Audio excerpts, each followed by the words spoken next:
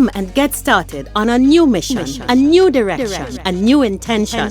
Welcome to 5.8G Alive at Connections 50 Plus.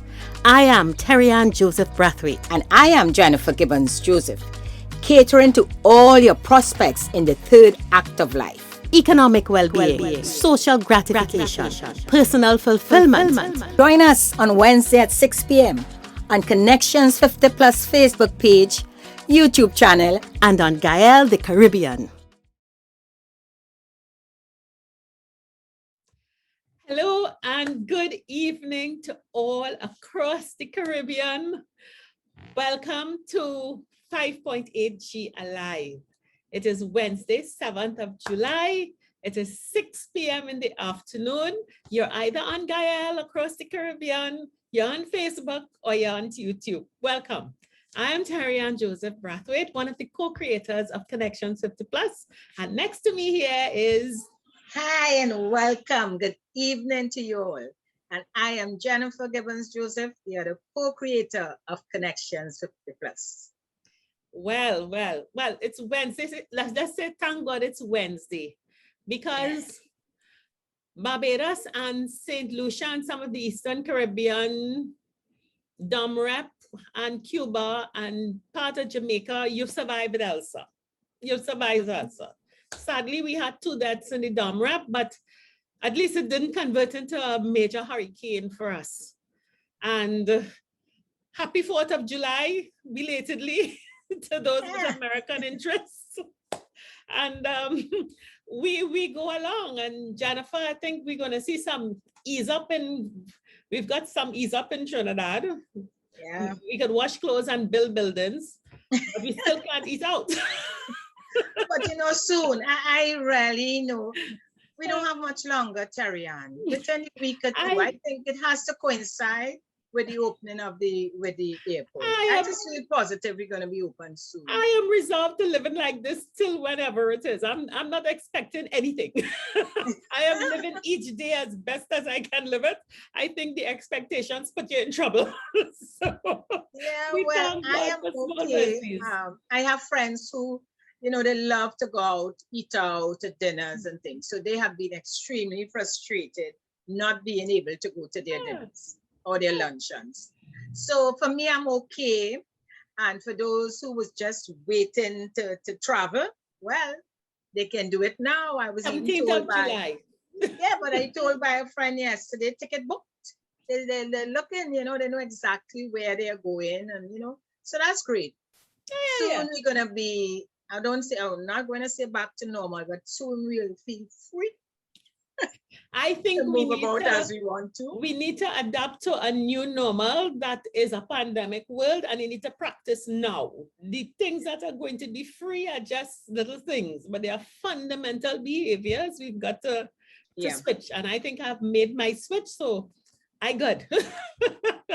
Because we will still need to continue wearing the mask, social distancing, because we still have that challenge of vaccination.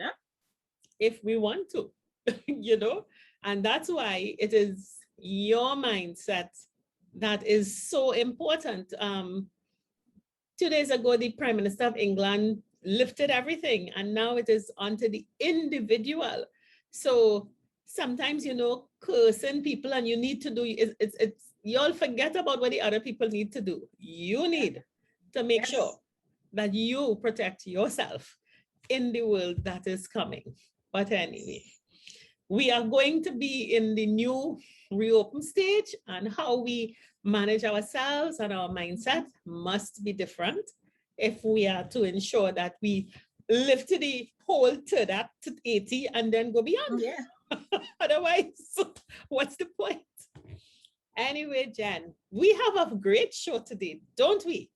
Yes. So, you're all excited for this In Tune segment, which really relates definitely to us taking, personal responsibility for our future. Definitely. So we are not going to dilly-dally a lot. We've got a very interesting guest. If we're on a roll, Jennifer, we've had some really, really top notch, and we're getting another one today. So We're going to be talking about our mindset, where we are, and we've got one of the foremost practitioners in the Caribbean to chat. So let's get to In Tune.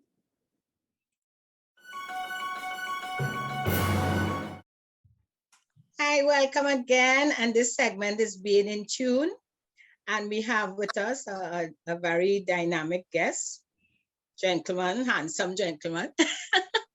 And to introduce him, this is Sir Frank Dolly. And Frank is the founder and chairman of Dolly and Associates. So Frank has agreed to join us this evening and to chat about the dynamics of relationships with the 5.8G cohort. As you know, we are dealing with the 50 plus. So Frank will just chat with us about the dynamics of relationships. So Frank, we the first question we want to ask you, which may be the only question, and we take it from there, is how well, in terms of our cohort, how well you think we are managing with the transition from the second stage to the third stage?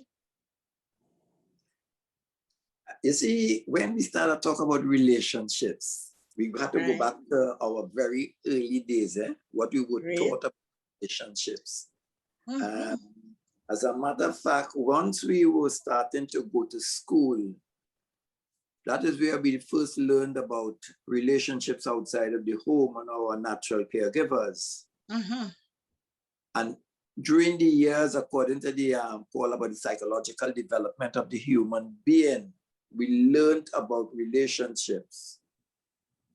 So when we reach at this stage over 50, we are reaching where we are matured in terms of the relationships that we have. If we learn to have good relationships along that journey and we reach the age 50, we will do very well in terms of having people there for us who we could trust, who have passed the test of time. So that adds in one way, it's a very, very good thing. And the other thing, it could be bad because when we starting to lose them, because from the 50 plus, we start to lose.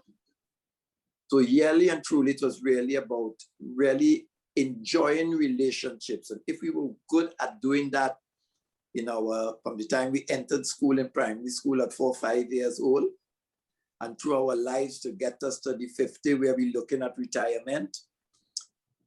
So we're well prepared or we're not well prepared. Oh yeah. Right. Let us talk about those who are not well prepared. They have a lot of mistrust with everybody because they have not developed that kind of thing. So they're really difficult to live with. Oh, yeah.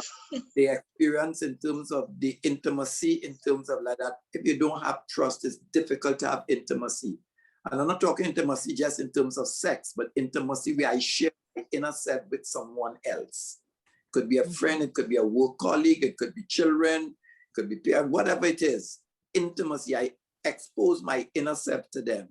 And if I didn't trust and I did not learn to trust in my early, I'll have difficulties with that. So I'd be living with a lot of despair as I get closer and closer to 80 and 90. If, however, I had really good relationships and they were very solid, and I learned to trust and share myself, this would be really a beautiful time of my life. And I'll be able to enjoy friends. Also, on the death or separation from one of those friends or things like that, it could be very, very difficult because I'm losing a major aspect of me. Right? So you'll see some of us now in terms of 50, closer to 80. We don't get invited to weddings and christenings and so on anymore. We just notified about the death of somebody. Yes. And we used to be able to have a good method before the COVID in terms of going to the funeral, celebrating the life, talking about it, having drinks and things like that. We go and we maybe have prayers and so before the funeral, the day of the funeral, we have talk and then we have prayers after and all this things. So we had a chance to get closure to this close, intimate relationship that whoever we had it with. Now with the COVID-19 and we cannot go to many of the funerals, we have to find a new way of getting closure as we could remain open and vulnerable at this stage of our lives. So I'm very happy that a lot of the funeral homes have these services that you could link into. And you could get, and the beauty about it is I could come and look at it while it is going on. And they usually keep them on the link, or you could go to YouTube and get them months after. So that if even I didn't get closure on that day, I have a closure. And the other thing that people are doing is that they after the death, about a month after, they have a link and they join up people together and chat.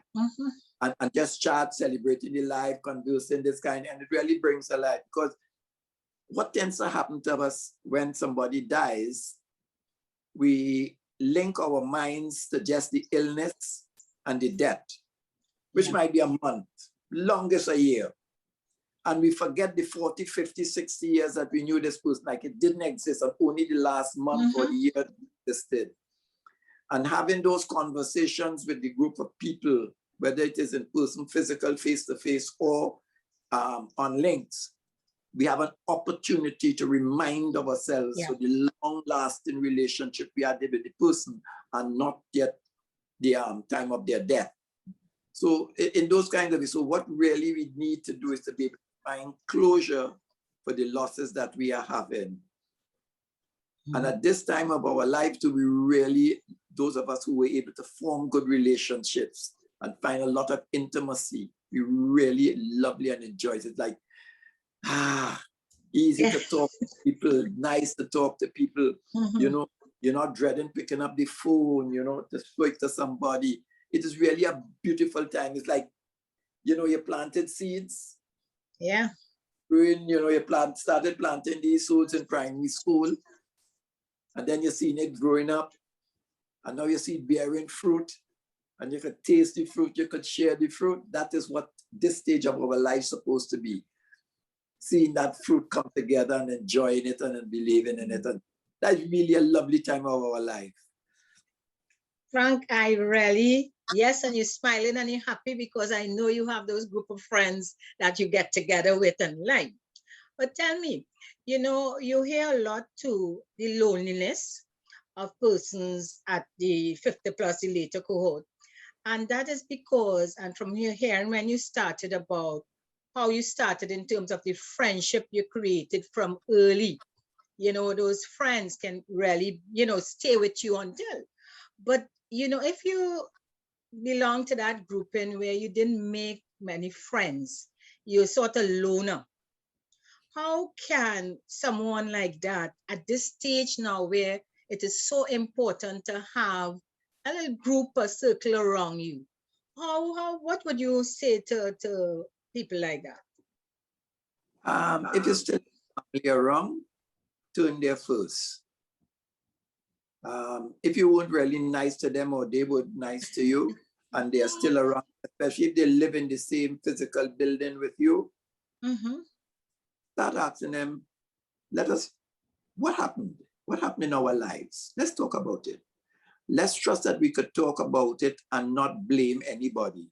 We're just talking about how it appeared to me in life and that I would really like to have a good relationship and to mend any relationship that was broken in things of the time. And so that's where you start the conversation with those people right around you. If that is not the case, depending on the places you go, you start developing relationships.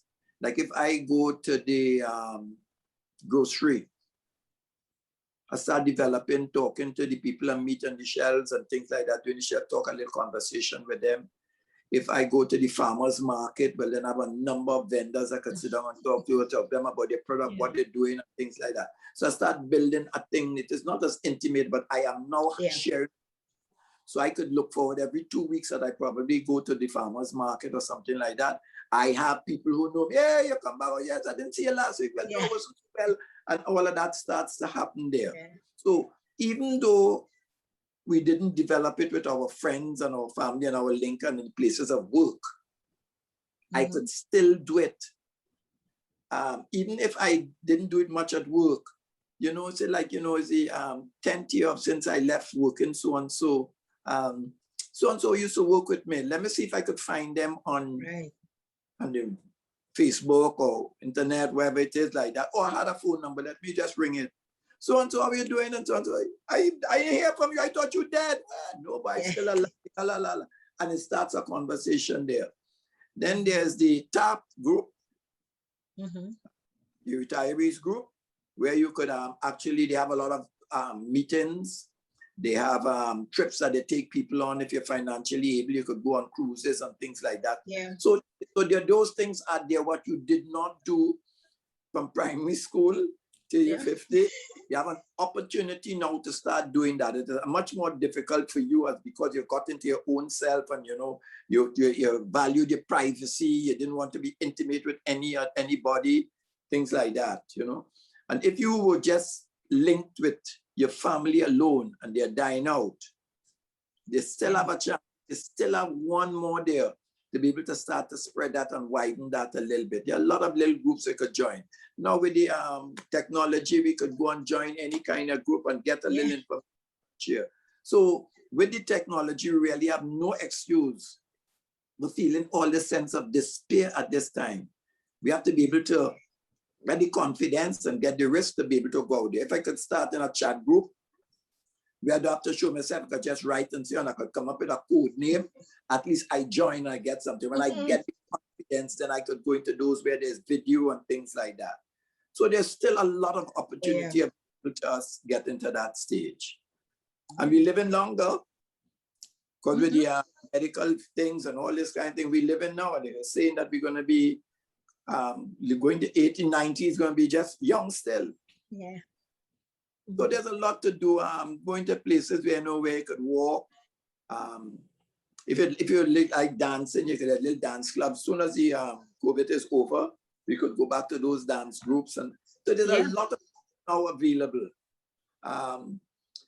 Even I'm hoping that very soon in Trinidad, we could have the retiree homes where I could set my home and go into one of those apartments where there are many people and all the facilities are there for me.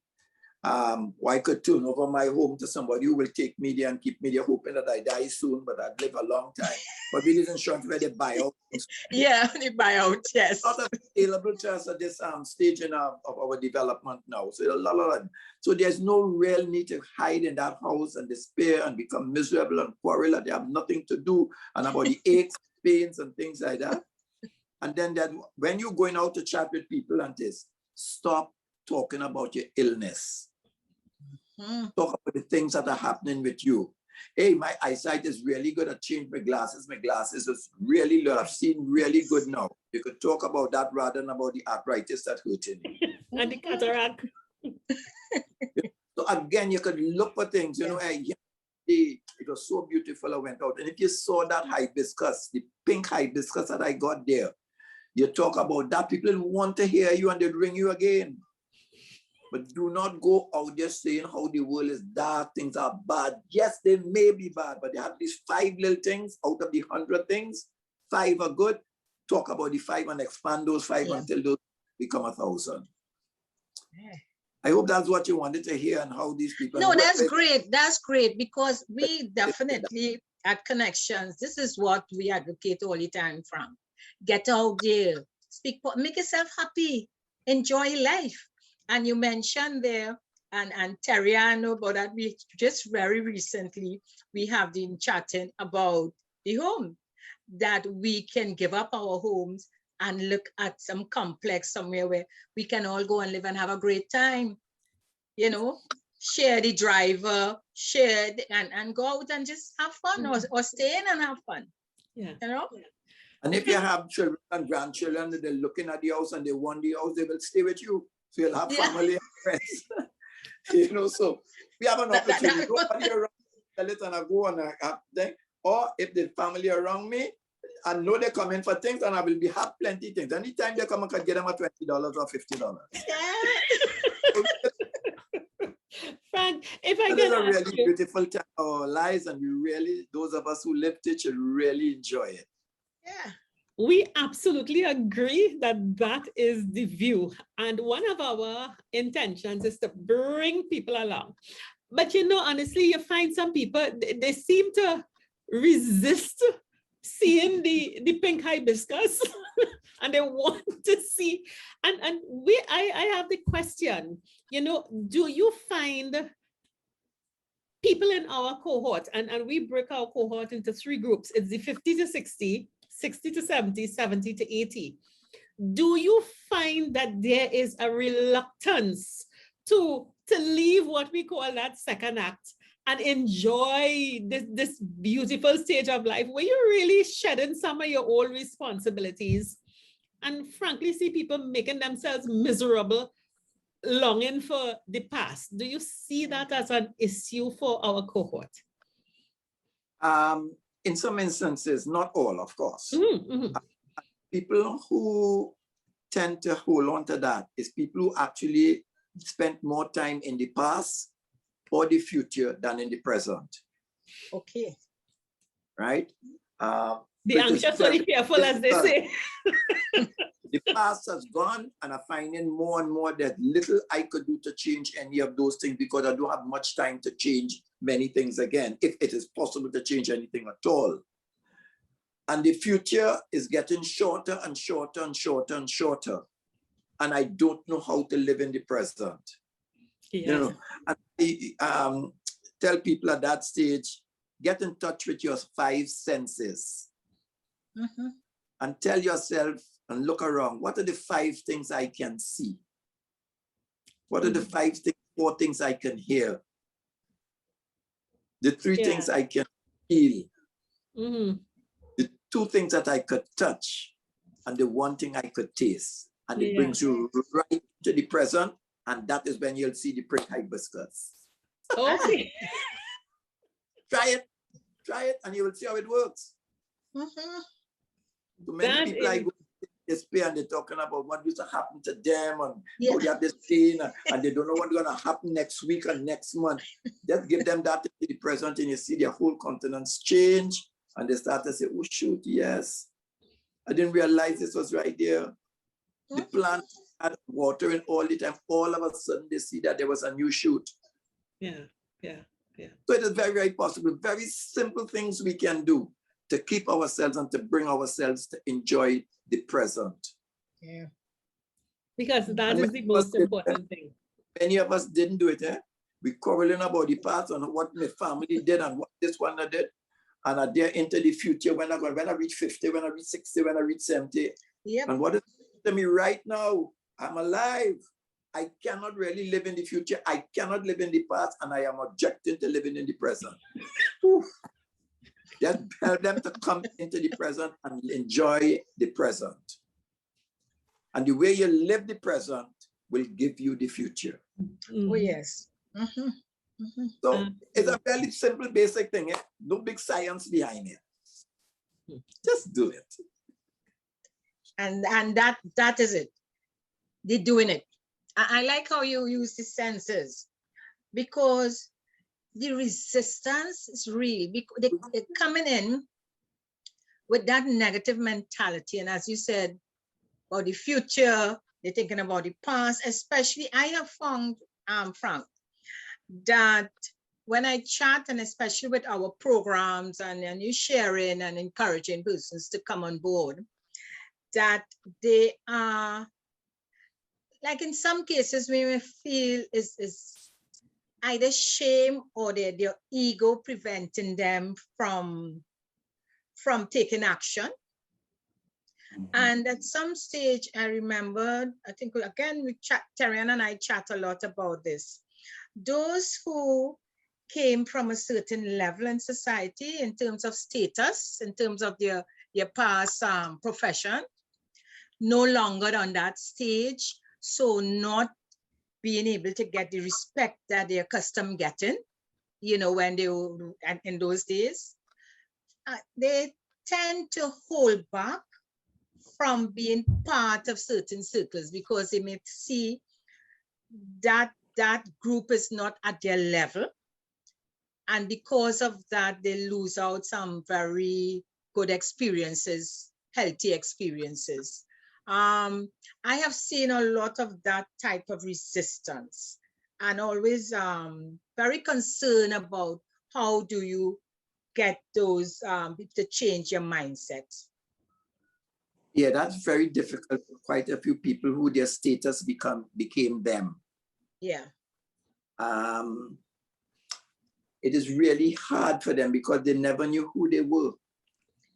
They were the status. You know, I was Dr. So-and-so. I was a Puma secretary. I was chief of defense staff, etc. People just came to me and respected me because of my title. Did anybody respect you because of who you were? You don't even know who you were. So all of a sudden you have lost that title, and you don't know who you are, searching for yourself. And sometimes when that happens, I tell some people, okay, just for a moment, just sit down and listen to your heartbeat. Pause for a moment, listen to your heartbeat. Then I say, take a deep breath and disturb that rhythm, that present rhythm. And then calm yourself again and just listen to your heartbeat, and you'll get an answer in there who you are. Listen to that silent voice inside of you. But in order that, you really have to get in touch with your breathing. Remember, the first thing we come in life with is to breathe. And the last thing we go with is our breath. And the only breath, free. No matter how much it is we take, we can pick 1,000,000 breaths or one breath. That is free. Use that to center yourself, to find yourself in your own breath, your own rhythm. Listen to your heartbeat. You know, sometimes you can't find it. Put your hand there, put it through it. Check anything to be able to get you and you get that beat. Find your pulse. Disturb it, and then get back the rhythm. And that's when you find yourself and you find that inner peace with you. Your state status does not matter. You are who you are, and you could enjoy and love that. So these simple little basic things are things that we can do, we can practice. It might not happen the first time I try it. Then I'll tap another, I'll tell it 50 times, and I'll say, oh God, this thing working now. But if I do it once and it didn't work and abandon it, that's it. Practice, practice, practice. Frank, it is one thing to get in tune with self. One of the things that we find a lot of our cohorts approach us with, women and men, is their single status. Whether it is because of divorce, whether it is because of spousal death, or whether it's because you never bothered because you were busy doing other things. And there is an almost desperation where that singleness makes them incomplete, and their entire lives are built around projecting to attract this companion or mate. And it is so, it seems to be the be all and end all, and time just passes. Is that something that you see happening, and how can we bring us in the stage? Good. The first thing I have to do is to question that thought. Am I single? Am I really single? What does that mean? Am I really single? When I start a status is single, I am alone. I am lonely. I start to put that kind of definition. Is that true? No, I have two sisters. I have a mother still alive. Am I single? And you start to question yourself, am I single? I have friends, am I single? And it starts to open up, you think, so I'm not single. So I start to change that definition from I am single, that I would like to have an intimate relationship with the opposite sex. Then it's different. Okay, then I could start to say, what it is I'm looking for. I have some kind of need to belong in a certain way. Where's that come from? There is something I could think, that would be these things to go to nice little functions. I think it's always good to go with somebody of the opposite sex. It feels good. It helps me think that. Okay, what kind of things I like? I like the theater. Okay, since I like the theater, I'm going to try to find a person who likes the theater. So I could say, hey, going to, and then I go to theater, I see somebody, I go and I talk to them. And when I talk to them, I say, hey, there's another show happening, so, but I don't like to drive south. You don't mind going to south? We could share gas, I could pay the ticket, whatever it is we do. And we go and we have time in supper. That is what I wanted, and that could develop into any kind of relationship you want. But I started by saying, I understand what need I have and what I have to do. Yeah. If it's in terms of sport and going to things like cricket and things that I like to go, I always wanted to go and watch the West Indies play right through the Caribbean.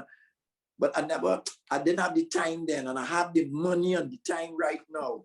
Yeah. Who likes that? So I've gone and looked on some of the West Indies thing on the Facebook and things too. Involved in that kind of thing. Hey, and we start to talk, and I developed thing, and I started thing. So the first thing is to question that thought that I am single, I am lonely, nobody's with me. Challenge that thought.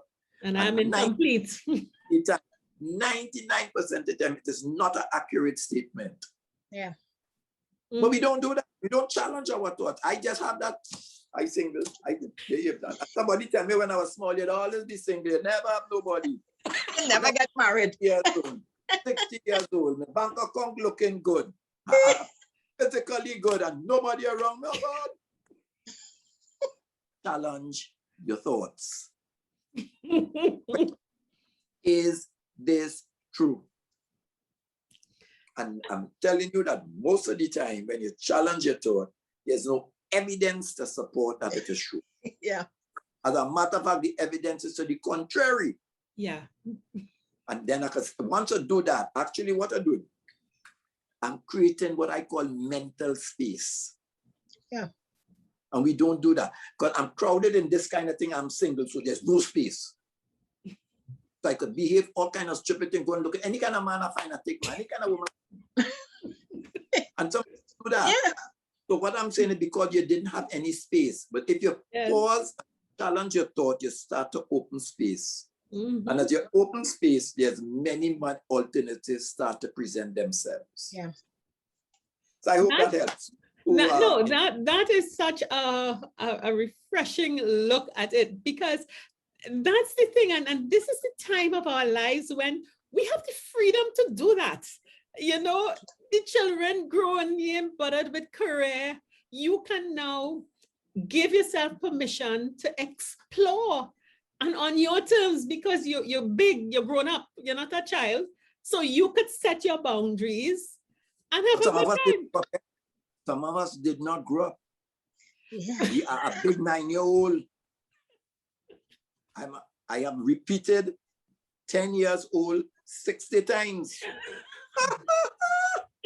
You understand what I just said? Yes. For 60 years, I have been repeating 10 years old. Still trying to get mommy or daddy's approval, but mommy and daddy is just represented as another person, a man, a woman. Again, if I challenge that thought, I get space, mental space to be able to experience many different things. It's really simple and basic, you know. I know rocket science, you know, it's just certain little things that we have to practice. Absolutely. I love that insight, because it goes to the core of a lot of the excuses that we put in front of us to why we can't go to the theater, we can't go to Barbados to watch cricket, we can't go Dominica to watch the waterfall, or we just can't go out because I'm single. Yeah. and Frank, the other thing too, they say what people will say, you know. What they would say? Well, that's just it, and I like the idea of you questioning yourself exactly what will they say. I really don't know, so but I have a story. Challenge that story. Challenge it. Put yourself before the mirror and challenge it. What would they say? Look at me. What would they say? If they say that, then what? So they say that, what? Is it true? No. Who knows the truth? I know the truth. Bingo. And you're good. Yeah. What you've described is the essence of the 5.8G Alive cohort. which is that mindset, not easy. Yeah. Frank, the other question on this.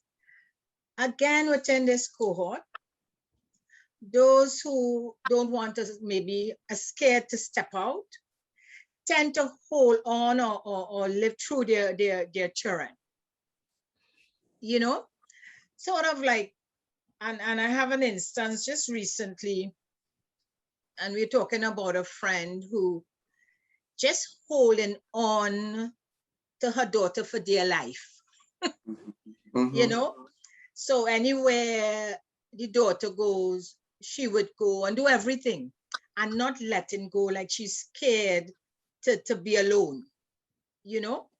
And that I know happens in many situations too. And we hold on to your children for, as we would say, for their life. How do you deal with that? Happen to bring that about, eh? When you brought up your children and you said that they're not capable of running their own lives, no matter if they get to be 40 and you're 60, 70, you still see them as not capable, and you're really there trying to protect them, and you don't challenge that thought. Yeah. And you could say, okay, this is my daughter, she went through a lot of difficulties, or my son, they went through a lot of difficulties, and therefore I need to be protecting them. Yes, they have their own family, but they're not really competent to manage it unless I am there. And sometimes it's the question that if I keep doing this on my death, what's gonna happen to them? Yes. So maybe I still have a little time left that I could actually prepare them to take some of the risk in case I'm not there. So that's one side when you thought you were really protecting the children, yeah, or the child and their family to be able to do it. So that's how you could deal with that aspect. When it is that you have despair of old age and being alone and not being loved or cared for by anybody, I think, then the only thing I have after my job and all that is my children. Yeah. And what you have done over the years is you have told the children basically that they are dependent on you.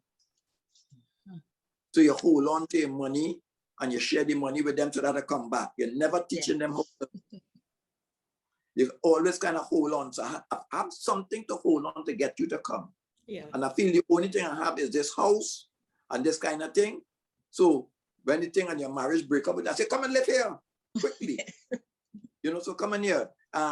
You want a car? I'll give you a car, but you have to drop me and you have to pick me up and you have to do those kind of things. Yes. Strings attached, because I fear my own loneliness. Let's question it. Is that true? And if it is true, I have to face it. Now, what do I do to build a sense of interdependence rather than dependence? Yeah. And you start to examine it, and together with your daughter, your son, whoever it is you're having this with, let's sit down and talk. We're not blaming anybody. We're simply saying what it is we want for the rest of years, whatever mommy has or dad, what we want. I would like to be a little freer. I'd like to feel safe that my children are there. If something happened to me, they're there, things like that, whatever it is. And then the other group is that the children are away.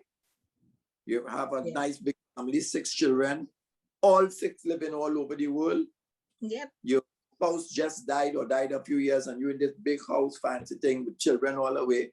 And you no longer want to be running to go to the United States to spend 2 months with this one, to spend 5 months with this one in England, and you want to be home, but there's nobody home there in that nest. We have the technology now where we could come, the family could get together and we could have Friday evening lines.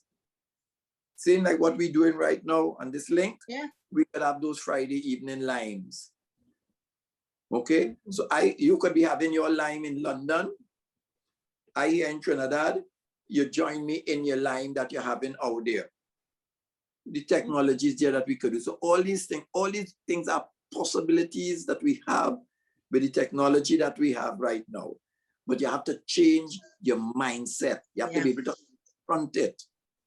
And if you confront it again, as I say, I like to call it mental space just starts to get wider and wider and wider. And unfortunately, if you don't, you just get left behind. And that's the nature of the world, the tragedy of the world. And some of us have died very, very lonely. Yes. Angry at the world. Feeling people grateful. Yes. So, Definitely. so I'm saying there is an alternative, and the alternative is very possible. Confront your thoughts. Great. I think that really in a nutshell sums up all the issues for the divorcees who are bitter, the single people. There is so much there, and you know, not turning to what you were, but really agreeing to just not be attached to assets and house and car. And I mean, what is that? What is that clinging to these? Yeah. These artifacts that you call But life. We were taught you what look if you don't own a house, boy. You gotta hold on to this house. I got an art gallery and I got a painting, spend $50,000 on a painting. I have it in my house out there. Who looking at it? Only me. I ain't even looking at it. Where's the beauty? I bought this thing, and you go back the whole adventure when you went to this art gallery and you have memories of all those kind of things. Call people over. You have 15 paintings. Call them over, have an art gallery party. Yeah. That's it for, but now I have it in your, the only person in the house is me. Opportunities are always there. Once again, we give ourselves the mental space to do it. Absolutely, absolutely. There really is no reason to not, for this stage, to not be the best time of our lives. There really is no reason. And when we hold on to children and stuff, fooling yourself. And it's the only time of our entire life where we have nobody planning our 24/7, our 168 hours a week. It's the first time. Yes. When I was born, they tell me I have to wake up now and take the bottle. I get past that stage, they send me to school. I finish school, they send me to work. And all of a sudden, I have to find a plan for 168 hours each week, and I don't know what to do. Is that the root of the fear? Could that be the root of the fear? That you really don't know what to do with yourself? You know how many people who are very successful in the workplace that work from about 6 o'clock in the morning till 8 o'clock in the night, and suddenly they reach the age and I tell them, stay home, you reach 60 or you reach 65, and they have not planned 168 hours, they die. Yes. So I am saying, I just reach, well, since your club is about 50, from the time you hit 50 and you join your cohort, start planning how I am going to manage the 168 hours, which is going to repeat itself every 7 days, as long as I live. Yes. It's difficult because you didn't do it. Where you went to school or where you work dictated how you spend your hours. Oh, yes. So you didn't have to plan it. It happened. I have a demanding job. I had to work in the night until 8, 9 o'clock in the night. I don't have a demanding job. I could go online from 6 o'clock in the evening and come back home 10 o'clock in the night. It planned for you. All of a sudden, you drop this on me and tell me go home. And I think the beauty of COVID and our lockdown and our quarantine, it gives us an opportunity to practice. Yeah. It's, you know, if anything, our cohort has the distinct advantage. So if you didn't know what to do with the 168 hours, well, you have it now. Plan it. Yeah. Yeah. So, Frank, you know, that thing right inside of the house, the kitchen is there. Cook something different. Invite the neighbor to come and take a little and pass it over the fence to the neighbor. I've done something for the day. Yeah. You know, have a little piece of little yard with a little garden, grow some kind of flowers and give it to the neighbor. I have somebody in the supermarket where I learn to talk to. I take my little plant, put it in a little thing, and I go and drop it for them in the supermarket. I make connections with the resources I have. I ain't spending no money. I have the resources right around me. I bought a set of bed sheets and pillowcases, all kind of things in 20 years ago when I was in New York. I used none of them. I ain't using it. I'm going to give it by the church and it. I have so much I could do. Yes. And you have did all these things over 20, 30 years and you ain't using none of them again. I'm telling you. But you're holding But on. you just holding, you're holding and holding on. So there's so much that we could do to really enjoy this stage of our, I like it, stage of our development. Because we still develop. Yep. You know, and the whole Alzheimer's and all these kind of things will be delayed. Yes. Because we're doing so much. And if even I have Alzheimer's or my partner have Alzheimer's, I taking them everywhere. They don't know they're going out, but I know they're with me. Yeah. So you know, that is what they will want you to do. Yeah. You know. That's your company. If you think you're single, go and carry somebody out. Exactly. So again, you know, as we say in these things, you know, pulling it together, it's really how we look at our lives. Absolutely. What has happened to us as we grew up in terms of relationships. I was never good at it. I was never good at practicing it. I still have the opportunity to practice it. Yeah. I am still alive. I still knew a few people I could practice developing these relationships. And in order to do that kind of thing, I have to learn how to live in the present rather than the past or the future. And I have to get mental space by challenging and examining the thoughts that I have that make up stories about who and what I am. Excellent. Frank, and this is it. This is so, I mean, this conversation was just lovely. You see that mental space, Frank? Mm-hmm. That is critical. I think Terry and we wanted, that is the key. Ask the questions. Why is your assumption about your current status true? Simple. And if it is, change it. Yes. And the first thing you'll say, yes, it's true. I say, I tell him, I said, it's true. Give myself the evidence. Where's the evidence that that is so? I don't really have any evidence, but I know it's true. Give me the evidence. And that's how you challenge yourself. So Frank, this is beautiful. I am so happy that you have taken this time to chat with us, to share your experience. I mean, we got such, real nuggets.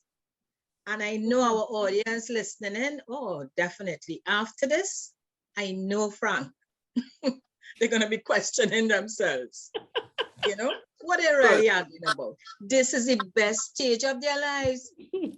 They have so much time. They might have to walk to your door, Frank, because they might question themselves and can't find an answer. So they may have to come to Tell them to call Dolly and Associates 627-1845, and they will get counselors who think like this and clear them. Definitely, Frank. They can call you because what is that number again? Frank, could you just repeat your number also? And we will put it on screen. 627-1845, and we are online. Great. And they will see it up on screen because we'll put it up on screen, you know, so everyone can see and take note. Great. Okay, great. Nice chatting with you, ladies. Much. Yes. Thank you. Take care. Bye-bye. Bye. Okay, take care. Bye.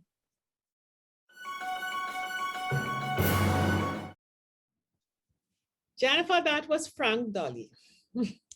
Definitely. I love Frank's personality and how he put his message across. It really brought to me, you know, Terran, when he was talking about your mental space. And I am definitely a believer in that. We always say, go within, clear your mind. Remove all the gremlins and really move forward in doing what you want to do. This is our time. Yes, I like the fact that he told you what to do.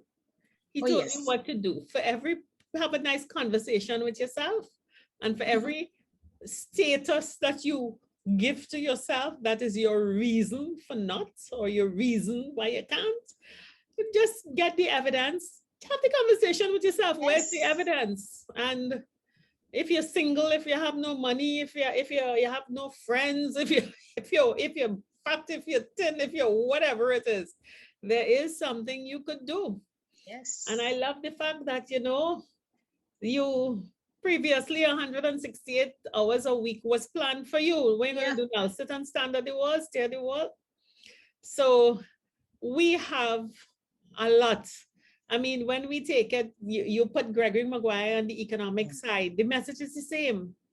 Yes. We are responsible for ourselves. You can't continue to be, just as Gregory showed us that we've been subsidized for most of our lives. You might like to hear it, but it's true. Frank is saying the same thing in terms of how we've been carried socially, whether it was from school to work. A chunk of hours of your day was prescribed for you, and you didn't really have to do anything. But now the challenge of 5.8G is that, hey, you're responsible now. So big girl and big boy pants required. You know, you hear stories too. After, you know, people retire, they find themselves getting up and dressing and going to the office, you know, reaching the gate and wondering, you know, what to do. Yeah. So definitely we need to release. This is a new time. Enjoy it. That especially happens not only with retirement, Jen, but that happens especially if we've been fired or retrenched. Yes. You could anticipate retirement. See, when it's sudden and you get that pink slip or the business closed down, and you're not honest and telling the family and others where it's about, you have a lot of getting up in the morning, bathing, dressing, and leaving and driving and packing up on the Maracas lookout and coming back home as though you went somewhere.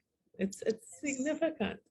But Connections 50 Plus is not about that. We are about making sure our 168 hours a week are well organized and well spent to our benefit and to result in our happiness and general well-being.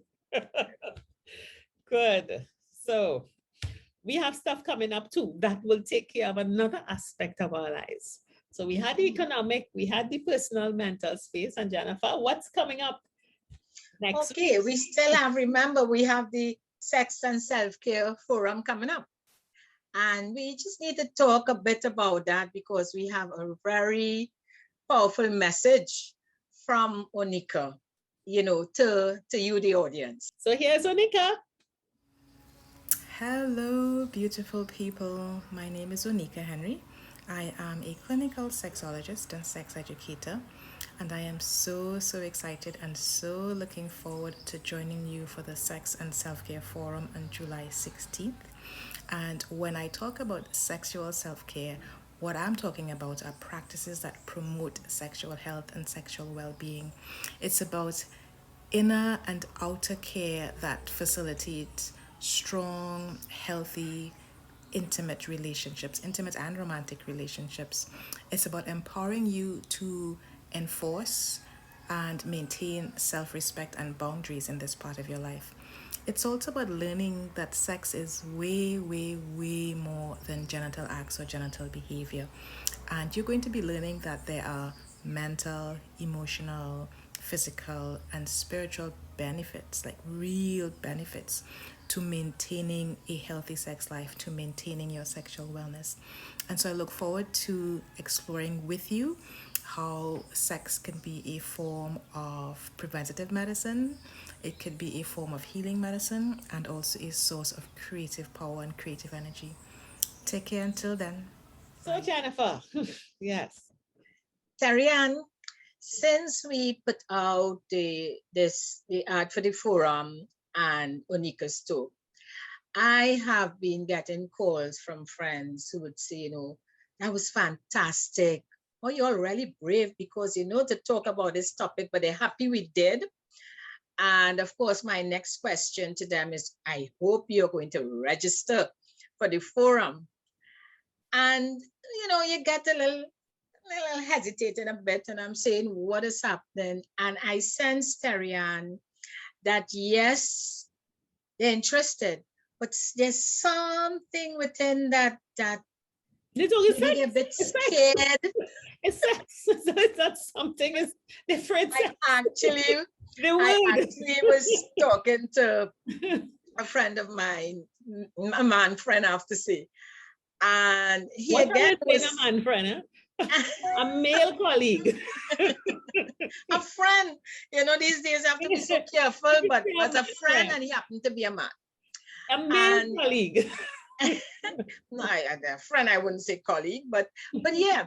And again, he was telling me how he found it was so interesting. And my response was, well, I thought men gonna be cool as when you're online, when you're gonna be talking about sex. And then he said, he said we may chat and all talk, but the real thing, discussing feelings. And he said, So, you know, I think, Terry, and this is such a great opportunity. This forum opens up that platform, opportunity for us at this 50 plus who may have had these taboos and then, you know, talk about sex in that way. It's all about, as Onika says, sexual health. That we don't chat about sexual health. I think this is such a great opportunity with a small, intimate forum to really listen to a professional, help us, you know, move away, release those whatever taboo or negative or fears you may have had surrounding the discussion on sex and self-care. This is the time for you all to come out, for you all to sign up, you know? You know, the one of the fundamental problems we have a dichotomy, because when you look at by country, the most trafficked porn sites, the Caribbean and Trinidad and Tobago rank at the top. So we historically get sex education not from our parents because they're too shame. We our generation too shame and too close-minded, and we definitely not the younger generation. Names, but they are getting it from the same sources. And we get into sexuality, sexual health is something that is taboo, and you have to. That's why the porn industry has grown, but that representation is not real. It's not real sexual health that comes to our well-being. And as you heard from Onika, if you think that this is a little porn seminar, you're wrong. No, it isn't. This is definitely not. Our well-being. How do we ensure that we are happy? How do we take care of a very important component of our well-being? And Dolly talked about it. Okay, we the same way Gregory talked about that habit of hiding, that habit of projecting what is not real. But you've got to remove those blinds and blinkers and deal with the reality. Let's not bring perceptions that we see in daytime soap or Hollywood, Atlanta Housewives and hip hop this or Bold and the Beautiful, though and Netflix and chill. Those representations are not what's supposed to come into our lives. In the same way Gregory talked about, you're carried, you're not facing reality. Well, now it's post-COVID, we have to go into a different type of relationship with our intimate partners. So let's get facts and let's have a discussion with a professional who understands this from a human need, not from a sensationalized, erotic kind of experience. Yep. No, you could go and have an erotic experience afterwards personally with your partner if you choose to. But for now, let's focus on understanding ourselves. This is what this forum is about.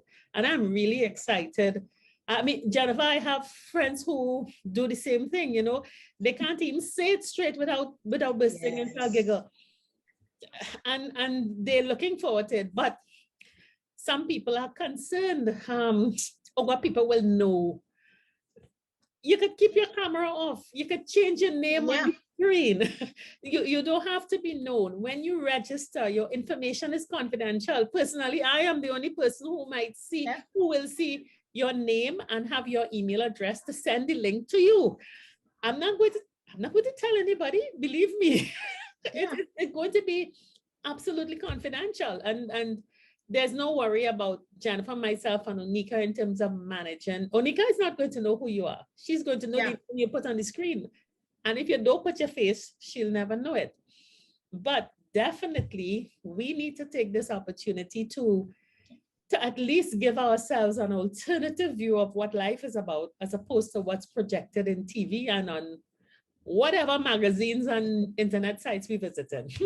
Yeah, the other point I want to bring out to Terry Ann is for those who are single. You know, you mentioned, yeah, if you have a partner, for those who don't have partners, who may also feel that to attend such a forum, well, you have to have a partner. And no, and Onika, I mean, she said it when she did that session with us. It is not about having a partner to have sex. It is about dealing with you as an individual and your personal health, your personal, you know, your sexual health. And definitely how it impacts on us, you know, at this stage in our lives. Yeah. No, I think we've had our audience. You've had a series of speakers from Gregory. Well, going back to Michelle and Barbara when they talked about a view of community, into Gregory with the reality of our economic lives. We had Roland last week talking about work with, you know, we being responsible for community. We can't be doing all of that and then looking at the person in the mirror, you know. You all may have seen my poem. You all got me writing poems. A beautiful poem. Yes. You know, and it's, you're looking at yourself every day, and you have to deal with that person. This we are sexual beings. So let's participate in this forum and get ourselves. So Terry, and they have what we have about 2 more, how many more weeks? 2 more weeks? It's the 7th of no, it's next week Friday. It's next week Friday already. Friday, okay. A week and a half. All right. Yes. So this is time for you to really go click the link, and we have the link. You click the link and please register. And as Terry Ann said, this is strictly confidential. We understand that, you know, you want to be very careful. We have a lot of private people. That's fine. And we understand and appreciate that. And that's why we don't have open registration form or anything like that. So you click the link, you register, you come on, and you don't need, again, we just want to let you know, you don't need to put on your cameras, you don't need to have your name, you don't need to even talk. You could just, you know, there is that section that you just send us a note. Put your questions in the chat. It's a Zoom forum, so you can put all the questions in the chat. So in case you think someone will recognize you, because that is the number one concern. And Jennifer, we have to remind everyone that any questions that you may have for Onika on this issue or issues you may want to make sure we cover in the forum when you attend, inbox Jen and I. Send us your questions privately. You have the CONEC-TIONS email address if you want to use email, or inbox us the questions. And you could WhatsApp. You could WhatsApp on our numbers. Yeah. Yes. And we will try to get Onika to answer those questions for us next week. Okay. So what else is there before we tune out? Jennifer. Nothing else. As I said, I'm just very excited, looking forward to, you know, to the forum.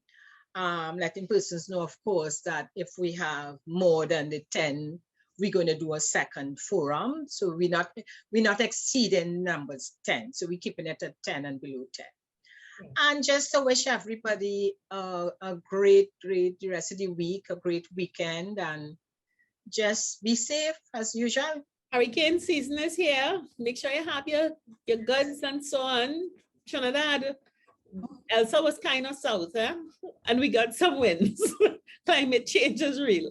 Let's not think that it won't happen to us ever. So along with the rest of the Caribbean, let's get our little preparation bag organized. And okay, so See you next week. Remember your questions. All right, so bye for now.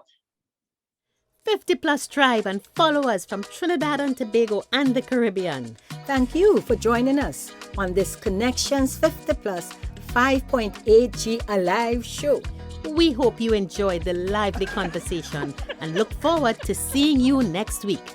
Don't forget to like our Facebook page and subscribe to our YouTube channel. We really love getting your feedback. Bye for now.